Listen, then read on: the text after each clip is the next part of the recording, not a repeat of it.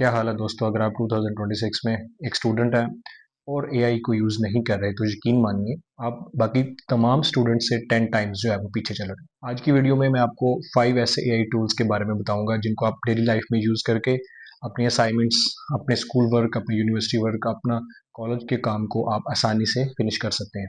इन tools को use करना कोई चीटिंग नहीं बल्कि ये एक स्किल है जिससे आप अपनी रोज़मर्रा ज़िंदगी जो है उसको बेहतर बना सकते हैं। सबसे पहला टूल जो है वो है चैट जीपीटी।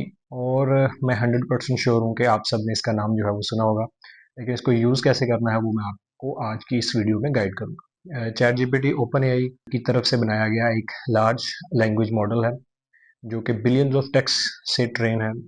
जैसे जैसे आप इसके अंदर अपना डाटा, अपनी इंफॉर्मेशन जो है वो देते जाएंगे, उसी लिहाज से ये आपको मज़ीद क्लैरिफिकेशन के साथ आपको आंसर जो है वो करे। इसके 5 सबसे बड़े फ़वाइद जो स्टूडेंट्स के लिए हैं, उसमें सबसे पहला जो है कि आप अपनी कोई भी असाइनमेंट, कोई भी ऐसे जो है वो आप इससे लिखवा सकते हैं।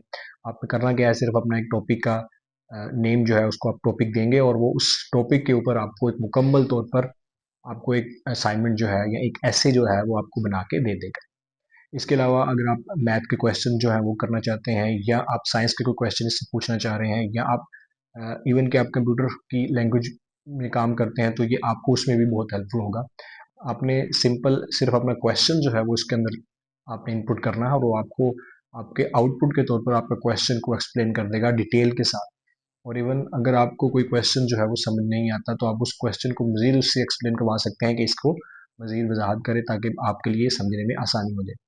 इसके अलावा अगर आप कोई आपके पास कोई बुक है, आपके पास इतना ज़्यादा टाइम नहीं है और उसको आप जो है वो थोड़े अरसे में उसको डिटेल्स, उसकी समरी जो है वो जनरेट करके उसको समझना चाहते हैं, तो ये टूल जो है आपको एक चुटकियों में आपके लिए एक जो है वो प्रॉम्प्ट के थ्रू आपको एक समरी जो है वो जनरेट कर देगा। बेशक वो आप कोई भी बुक यूज़ कर रहे हैं तो उसकी समरी जो है आपके सामने एक छोटे से पैराग्राफ की शक्ल में आ जाएगी जिसको आप आसानी से समझ सकेंगे। And one pro tip for the students: write a prompt in the chat gpt, tell him act as a teacher and give me a quiz on particular topic। जिस टॉपिक के बारे में भी आप क्विज जो है वो लेना चाह रहे हैं उसको कहें कि इस टॉपिक के बारे में मुझसे क्विज लीजिए and ask me 10 questions about it. इससे क्या होगा, इसके आपके कोई भी एग्जाम जो है उसकी प्रिपरेशन आप कर रहे हैं तो आपकी तैयारी जो है वो बिल्कुल बेहतरीन हो जाएगी।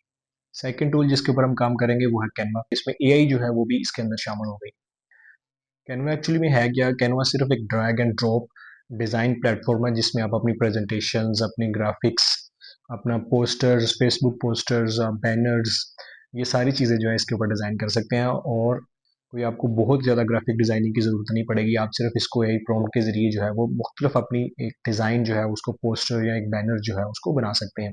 और जो कि कैनवा में अब एआई फीचर जो है वो भी आ चुका हुआ है, तो आप सिर्फ अपने एआई एक टेक्स्ट लिखेंगे और टेक्स्ट से इमेज जनरेट जो है वो भी करवा सकते हैं। इसी तरीके से मैजिक रिसाइज का एक टूल इसके अंदर मौजूद है, आप उसके ज़रिए भी प्रेजेंटेशन आप बना सकते हैं, प्रेजेंटेशन मेकिंग के लिए भी ये इस्तेमाल किया जा सकता है। तो ये सारी चीज़ें जो है इसके अंदर हम जो है वो डिस्कस करते हैं। एक फ़ीचर है इसमें, एक मैजिक राइट का एक फ़ीचर है जिसमें सिर्फ और सिर्फ क्या होगा कि आप अपनी स्लाइड जो है इसके अंदर लेके आएंगे और वो आपको उसकी डिस्क्रिप्शन स्लाइड के बारे में बता देगा। आपको डिस्क्रिप्शन के साथ साथ उसका कैप्शन आपकी जो है वो भी साथ में लिख देगा। सेकंड इसका फीचर जो है वो टेक्स्ट टू इमेज है। आप जिस तरह का डिज़ाइन बनाना चाह रहे हैं, जिस तरह का उसका साइज़ होगा, वो सारी की सारी प्रॉम्प्ट जो है वो आप इसके अंदर लिखेंगे टेक्स्ट टू इमेज में। तो ये जो कैनवा के अंदर एआई फीचर है ये आपको एक बेहतरीन डिज़ाइन जो है वो आपको क्रिएट करके दे देगा। इसके अलावा अगर आप प्रेजेंटेशन, क्लास प्रेजेंटेशन बनाना चाह रहे हैं तो ये एक बेहतरीन टूल है। आप सिंपल अपनी स्लाइड जो है, अपना टॉपिक जो है इसके अंदर लिखें, वो आपका टॉपिक जो है वो मुख्तलिफ स्लाइड्स के अंदर जो है वो कन्वर्ट करके दे देगा। बाद में उसको आप री एडिटिंग जो है वो उसके ज़रिए मज़ीद उसको फॉर्मेटिंग बेहतर कर सकते हैं।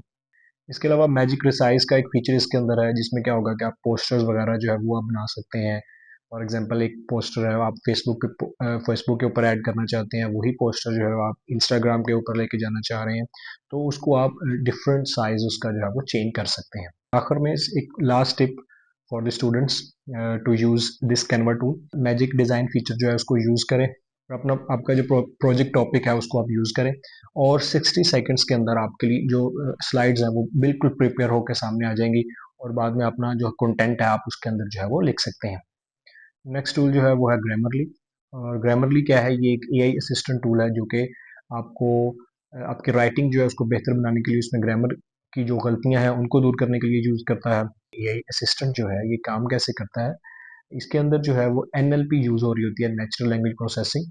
और उसका काम क्या है कि वो आपकी राइटिंग को, जो आपने कंटेंट उसके अंदर लिखा हो तो उसको स्कैन कर रहा होता है, मिस्टेक्स जो है उसको फाइंड करके आपको उसके मुताबिक जो है वो सजेशन दे रहा होता है। सबसे पहला इसमें यूज़ जो है वो ये है कि आप इसकी ग्रामर के स्पेलिंग्स जो है वो चेक कर सकते हैं। इसके अलावा टोन डिटेक्टर, ये भी इसके तौर पर भी ये काम कर रहा होता है कि अगर फॉर एग्जांपल आपने एक ईमेल लिखी है, उस ईमेल में आपकी टोन कैसी है, आप अगले बंदे से ज़्यादा हार्श तो नहीं डिस्कस कर रहे या ज़्यादा पोलाइट तो नहीं है, आपका बिहेवियर जो है उस ईमेल से ऐसा तो नहीं लग रहा कि आप अनप्रोफेशनल हैं, तो उन चीज़ों को भी ये बिल्कुल ठीक कर देता है। इसके अलावा सबसे बेहतरीन इसका एआई फीचर जो कि मेरा फेवरेट है वो है प्लेजरिज्म को चेक कर लेते हैं कि आपके डॉक्यूमेंट जो है आपने कहीं से दूसरे से कॉपी तो नहीं किया हुआ, उसको प्लेजरिज्म को चेक करता है और उसको।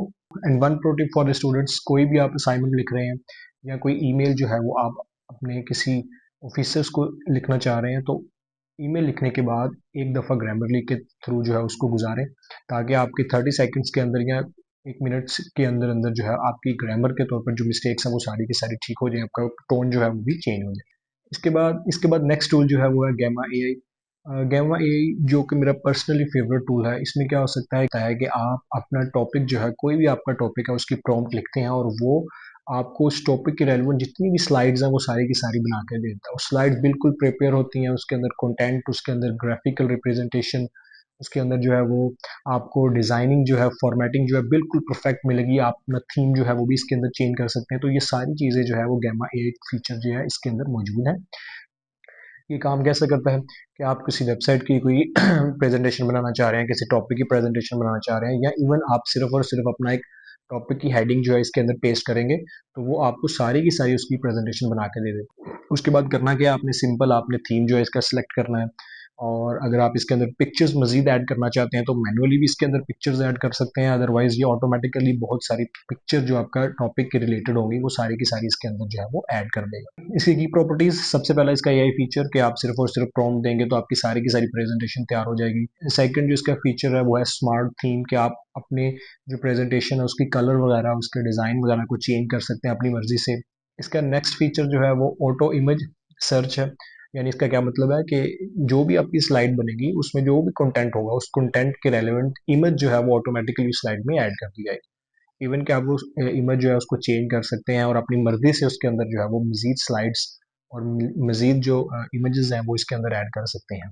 One pro tip for the students ये है जी कि आप लोगों ने नेक्स्ट टाइम जब भी प्रेजेंटेशन, ग्रुप प्रेजेंटेशन जो आपकी क्लास में होगी उसको बनाने के लिए आपने पावर पॉइंट का यूज़ नहीं करना, बल्कि आपने क्या करना है, गैमा एआई को यूज़ करना। नेक्स्ट ए टूल जो है वो है क्विल बोर्ड। और ये टूल जो है ये भी बहुत ही ज़्यादा इस्तेमाल होने वाला टूल है। जो इसमें होता है क्या है कि आपने कोई डॉक्यूमेंट इसके अंदर रखी है, तो वो डॉक्यूमेंट को ये क्या काम करता है जी, उसको रीराइट कर देता है। जो भी आपने लिखा है उसका मीनिंग जो है वो वही रहता है, लेकिन कंटेंट उसके अंदर जो है वो चेंज हो जाता है। आपका सेंटेंस जो आपके डॉक्यूमेंट के अंदर सेंटेंस होगा उसको समझता है और उसी सेंटेंस का जो मतलब है वो मतलब वही रखता है, लेकिन उसको किसी और तरीके से लिखने की आपको चॉइस देता है कि आप इसको प्रोफेशनल तरीके से लिखना चाह रहे हैं, बेसिक लैंग्वेज में लिखना चाह रहे हैं, कौन सी लैंग्वेज में इसको कन्वर्ट करना चाह रहे हैं। तो वो ये सारी फीचर जो है इसके अंदर मौजूद है। सबसे पहला फीचर इसका जो है वो है पैराफ्रेजर, कि आप इसके अंदर डिफरेंट मोड्स हैं। आप इसको फ्लुएंसर के तौर पर लिखना चाह रहे हैं, एकेडमिक के तौर पर इसके अंदर आप डॉक्यूमेंट अपने को लिखना चाह रहे हैं, प्रोफेशनल के तौर पर आप अपने डॉक्यूमेंट्स को लिखना चाह रहे हैं, क्रिएटिव एक इसके अंदर